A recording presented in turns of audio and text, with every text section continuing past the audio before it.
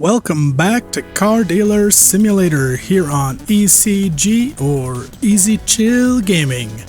I have just finished upgrading the shop at Honest Motors, and the changes meant one thing. Every single car that came through now had to be repaired to 100%. That was the new standard. If my customers were going to trust me, then I had to make sure that when they drove off the lot, they wouldn't have to worry about a thing. The first task of the day was clear. I needed parts. Engines, clutches, radiators, the basics that every car, until now, didn't need. So I headed over to the parts store. By the time I got to the counter, Paul and Karen had already wrapped up their morning tasks. I was ordering 6 of each part. I knew right away I would need them for the Apex Motor Striker sitting in my parking lot. After thanking the clerk, I loaded everything into the truck. My truck could handle the off-road shortcut, so I took it. Driving back, I cut across traffic, narrowly avoiding a big cargo-wise P4 van. As the town blurred by, water tower, radio tower, rows of houses.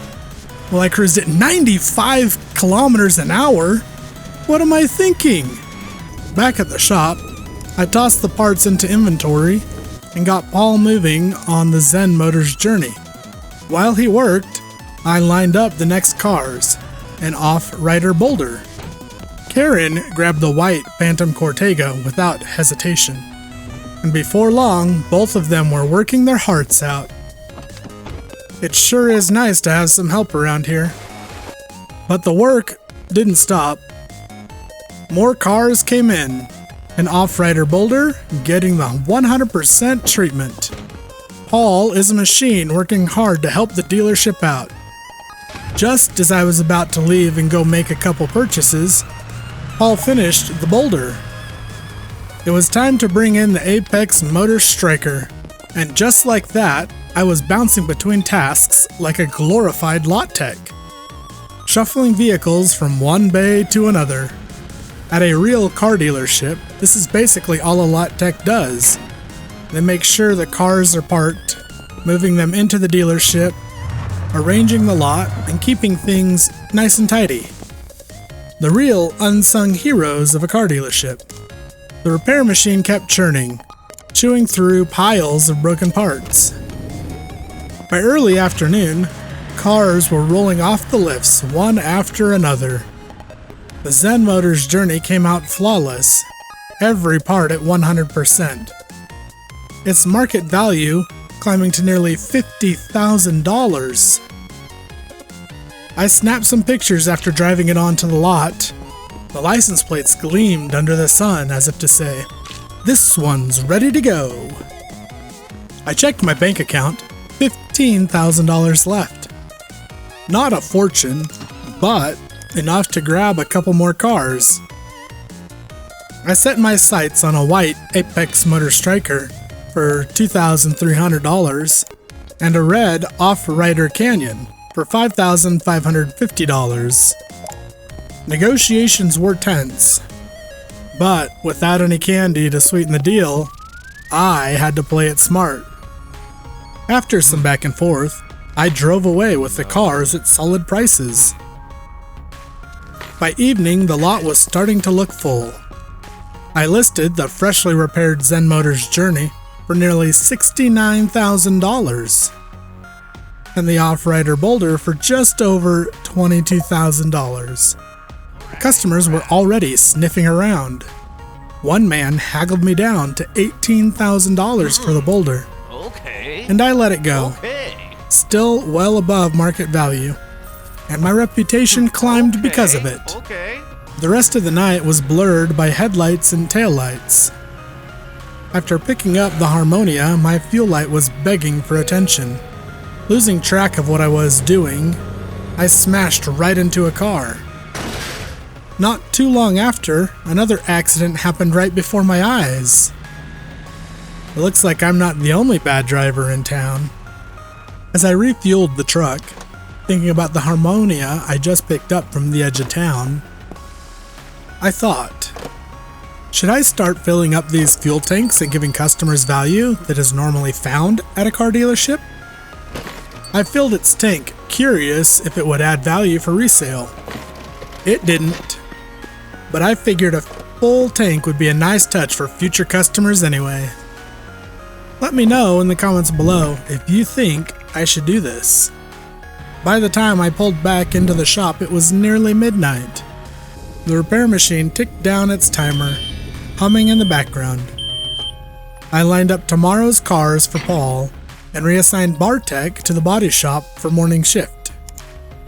My account sat at $26,000, stronger than when I had started, and with a loan it now sits at $46,000.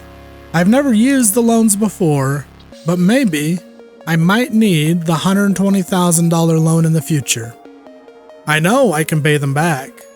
This is just a backup plan to have unlocked if necessary. Finally, I shut the office door behind me.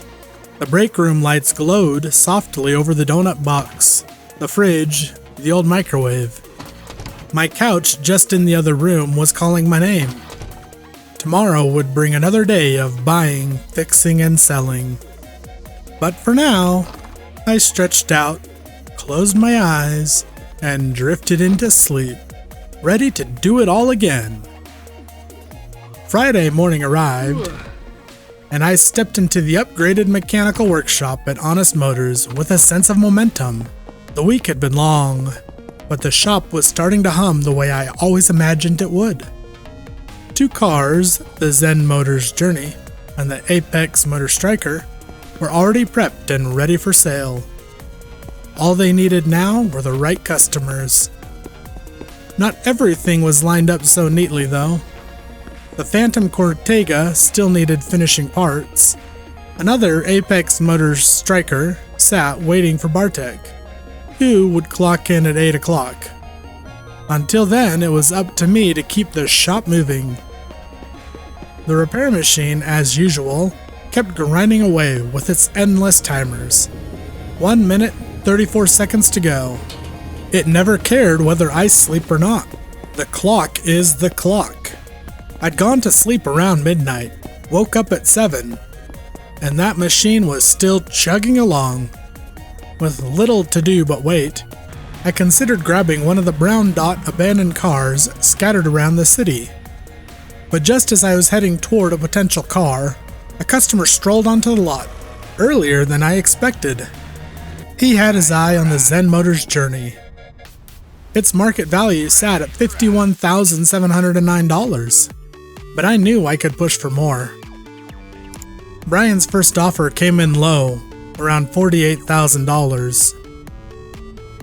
Without candy or cigarettes to grease the wheels, both of which I'd foolishly left in the wrong place again, I worked him up as far as I could. Finally, he landed at $56,784. Not bad. That earned me 179 reputation points and a solid profit. Another step closer to buying the dealership back from Sam. The repair machine dinged just then. I cycled the parts, good ones into storage, bad ones back into the grinder. The yellow parts went quicker, 3 minutes instead of 6. Progress. Paul reminded me he needed to be paid, so I handed him his well-earned $120, worth every penny. As I assigned Paul this car, I realized I'm short of a rear shock absorber. Another parts run was in order. Meanwhile, Wayne showed interest in the free Apex Motor Striker I'd repaired. Its market value was $5,665. I had it listed for $7,534.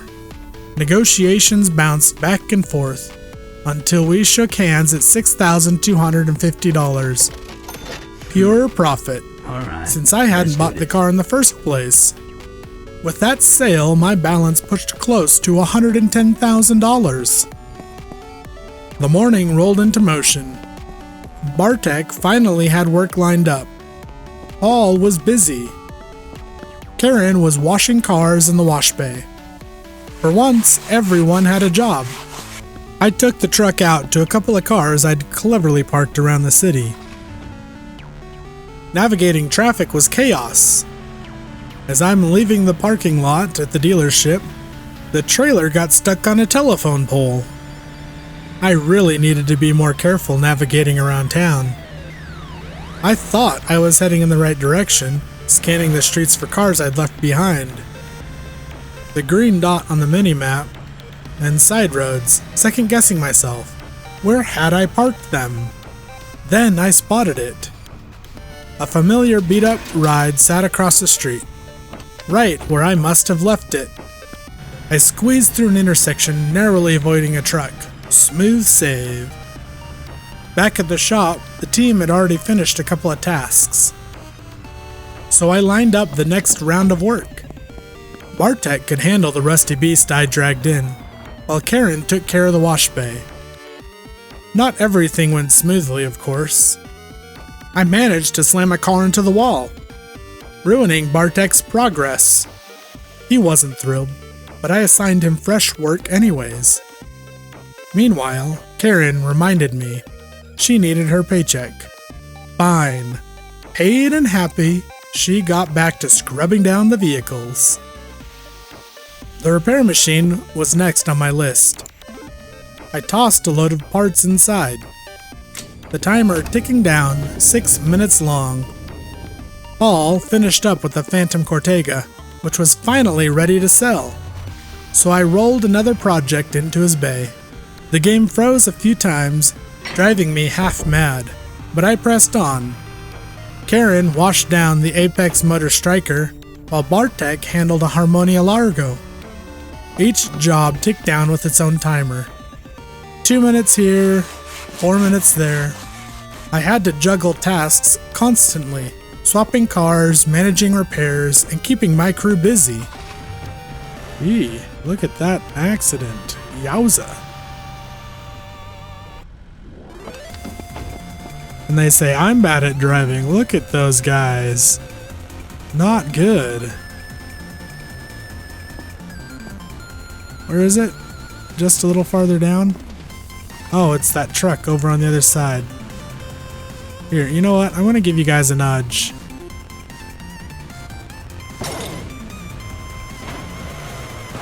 There we go. You can thank me later.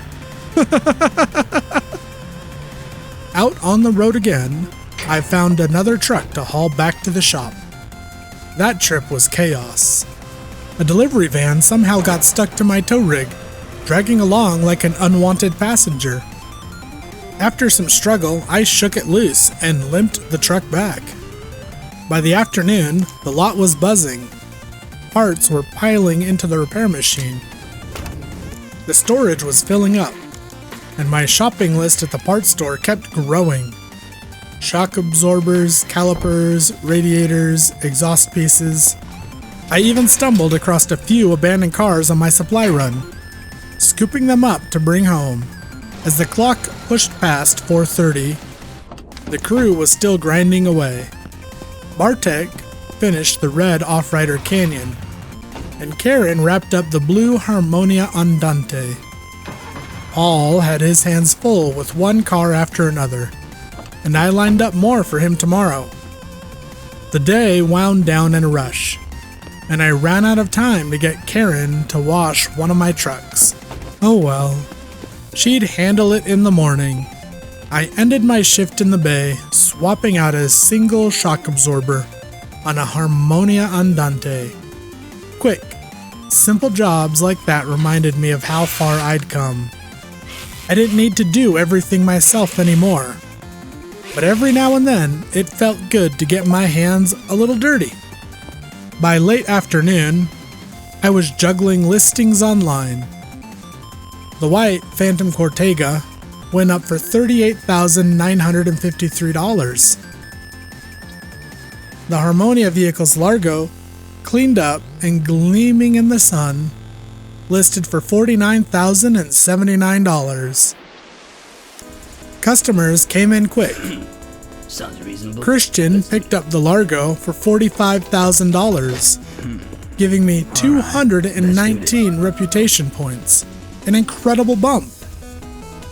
Moments later, a woman bought the Cortega at $31,020 after a little negotiating and one piece of candy.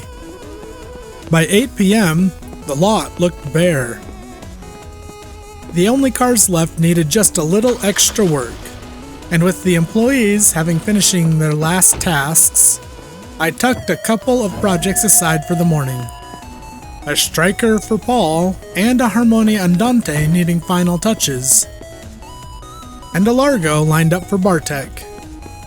As the sun painted the horizon orange and purple, I leaned back, satisfied. It had been a long day, but a good one. Cars sold, inventory stacked, employees working together in rhythm, and the money in my account creeping closer to that goal of buying Honest Motors back outright. Not a bad Friday at Honest Motors. Not bad at all. If you made it this far into the video, please feel free to leave a like and subscribe if you enjoyed it. Don't forget to hit the notification bell so that you can get notified when the next video releases. From ECG to you, I hope you will have a great day wherever you are in the world.